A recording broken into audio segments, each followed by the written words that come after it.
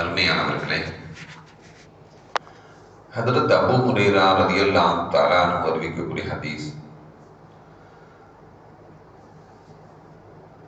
قال رسول الله صلى الله عليه وسلم சொன்னாங்க, வல்லதி நஃப்ஸி பியதிஹி, என்னுடைய உயிர் யாருடைய கைவசம் இருக்கிறதோ அவன் மீது ஆணையாக, லகத் ஹமம்து, நான் விரும்புகிறேன், லகத் ஹமம்து, நான் விரும்புகிறேன், அன் ஆமுர பிஹதபின், எரிப்பதற்குண்டான விறகு கட்டைகளை நான் கொண்டு வர சொல்வதற்கு நான் விரும்புகிறேன்.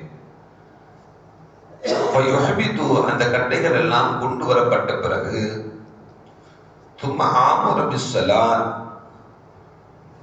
தொழுகைக்கு அழைப்பதற்கு நான் கட்டளையிடுகிறேன். ஃபயுஅதனு லஹா, அதற்காக வேண்டி அழைக்கப்பட்ட பிறகு சும்ம ஆமுர ரஜுலன், மக்களில் ஒருவரை நான் கட்டளையிட விரும்புகிறேன் தொழுகு வைக்குமாறு. ஃபயஅம்மன் நாஸ, அவரும் மக்களுக்காக வேண்டி தொழுகை நடத்திய பிறகு சும்ம உகானிஃப இலா ரிஜாலின், யாரெல்லாம் பள்ளிக்கு வரவில்லையோ, ஒஃபி ரிவாயத்தின் லா யஷ்ஹது ஸலாத், தொழுகைக்கு ஆஜராகவில்லையோ,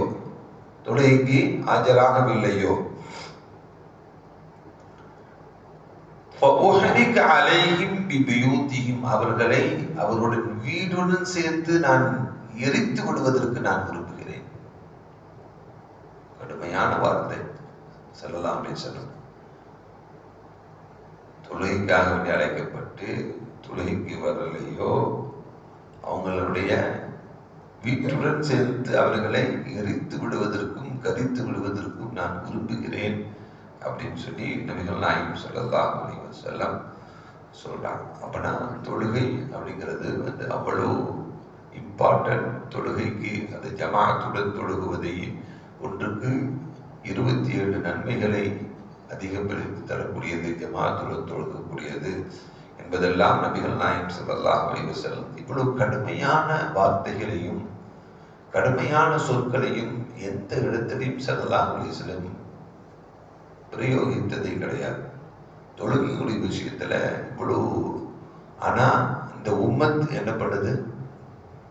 இந்த உம்மத் இதுல தான் பலகீனமாக இருக்கிறது. இந்த உம்மத் பலகீனமாக இருக்கிறது இந்த தொழுகையில தான். ஆனா அந்த தொழுகையுடைய விஷயத்துல தான் கடுமையான வார்த்தைகளை கொண்டு வீட்டோடு சேர்த்து எரிச்சிடலாம் நான் விரும்புகிறேன் அப்படிங்கிறாங்க நபிகள் நாயகம் ஸல்லல்லாஹு அலைஹி வஸல்லம். அடுத்து ஒன்று சொல்றாங்க ஸல்லல்லாஹு அலைஹி வஸல்லம், அல்லதி நஃப்ஸி பியதிஹி, அல்லாஹ்வுடைய என்னுடைய உயிர் யாருடைய கைவசம் இருக்கிறதோ அவன் மீது ஆணையாக, லவ் யஅலமு அஹதுகும் அன்னஹு யஜிது இர்கன் சமீனன் அவ் மர்மதன். இங்க பள்ளியில ஒரு இடத்துல பள்ளிக்குள்ள மட்டும் நல்ல இறைச்சி உணவையும் அதே போல பாயா உணவையும் கொடுக்குறாங்க அப்படின்னா ஸல்லல்லாஹு சொல்றாங்க, லஷுஹதாஉல் இஷா, கடினமாக இருக்கக்கூடிய இஷா தொழுகைக்கு கூட என்ன பண்ணுவாங்க, மக்கள் எல்லாரும் வந்துருவாங்க. ஏதோ ஒண்ணு இந்த உலகத்துல கிடைக்குது அப்படின்னு சொன்னா கூட்டம் கூடிடும். ஏதோ ஒண்ணு கிடைக்குது அப்படின்னு சொன்னா மக்கள் கூட்டம் கூடிடும்.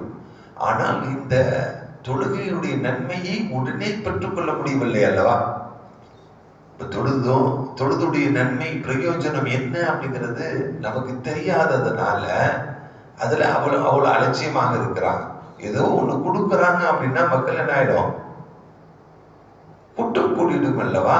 அதை ஒரு உதாரணமாக தான் நபிகள் நாயகம் ஸல்லல்லாஹு அலைஹி வஸல்லம் இந்த ஹதீஸ்ல ஏதோ ஒன்றை உணவு கொடுக்குறாங்க அல்லது உணவு அதுக்கு பாயாவேன்னு சொல்றாங்க, சில ஆட்டு குழம்பு அப்படின்னு சொல்றாங்க. இப்படி ஏதோ ஒன்று தருவதாக இருந்தால் மக்கள் கூடுவதை போல தொழுகைக்காக வேண்டி கூடலையே அப்படிங்கிற கவலைப்படுறாங்க.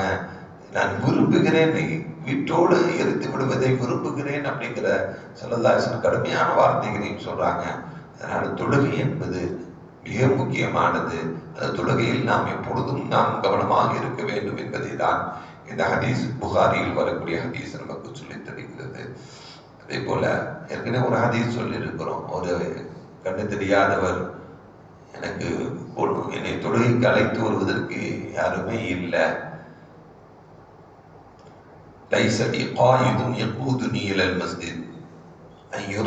எனக்கு அனுமதி கொடுங்கன்னு கேட்கிறாங்க. சில அனுமதி கொடுத்துடுறாங்க. அவர் திருப்பி போகும்போது அவரை கூப்பிட்டு என்ன பண்றாங்க, பாங்கு சத்தம் உங்க வீட்டுக்கு கேட்குதான்னு கேட்டாங்க. கேட்குது அப்படின்னா உன் காதுக்கு பாங்கு சத்தம் கேட்ட தொழுகை வந்துட வேண்டியதான் அப்படின்னு சொல்லி அந்த கண் தெரியாதவருக்கு கூட ஜமாத்தை விடுவதற்குண்டான அனுமதியை மார்க்கம் வழங்கவில்லை என்பதை தான் அந்த ஹதீஸ் நமக்கு சொல்லித் தருகிறது. அதே போல தொழுகையுடைய ஜமாத்துடைய விஷயத்துல சில சமயங்களில் ஸல்லல்லாஹு அலைஹி வஸல்லம் அவர்கள் ஜமாத்தை உடன் தொழுகாமல் வீட்டில் தொழுவதற்கும் அனுமதி கொடுத்திருக்காங்க சில சமயங்கள்ல. அது எந்த கட்டங்கள் எல்லாம் அப்படின்னா, இப்னு உமர் ரலியல்லாஹு தஆலா அன்ஹுங்க அத்தன பிஸ்ஸலாத் தொழுகைக்காக வேண்டி அழைப்பு கொடுத்தாங்க, அதான் கொடுத்தாங்க, பாங்கு கொடுத்தாங்க. ஃபீ லைலத்தின் ஒரு நாள் இரவு நேர தொழுகை, தாத்த பரீத் இரவு நேர தொழுகைனா இஷா தொழுகை அப்படிங்கிற ஃபீ லைலத் தாத்த பரதின் வரீன். அது எப்படி இருந்துச்சுன்னா கடுமையான குளிர், அரபு நாட்டுடைய வெயிலையும் தாங்க முடியாது, குளிரையும் தாங்க முடியாது. வெயிலையும் தாங்க முடியாது, குளிரையும் என்ன பண்ண முடியாது, தாங்க முடியாது. அதுவும் காற்றுடன் சேர்ந்து கடுமையான குளிர் இருந்தது அப்படின்றாங்க. காற்றுடன் சேர்ந்து குளிர் இருந்தது.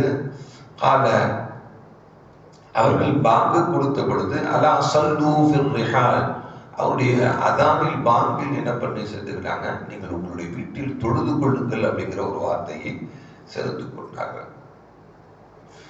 அதுக்கு பிறகு சொன்னாங்க இப்னு உமர் ரலியல்லாஹு தஆலா அன்ன ரசூலுல்லாஹி ஸல்லல்லாஹு அலைஹி வஸல்லம், ஏன் இப்படி சொன்ன அப்படின்னா, ஸல்லல்லாஹு அலைஹி வஸல்லம் அவங்க யக்முருல் முஅத்தின், இதே போல கடுமையான காலம் ஏற்படும் பொழுது, ஏன்னா மக்கள் வெளியே வந்தாங்கன்னா அவங்களுக்கு நோய் ஏற்பட்டு விடும், அவங்களுக்கு கடுமையான சிக்கு ஏற்பட்டு விடும்.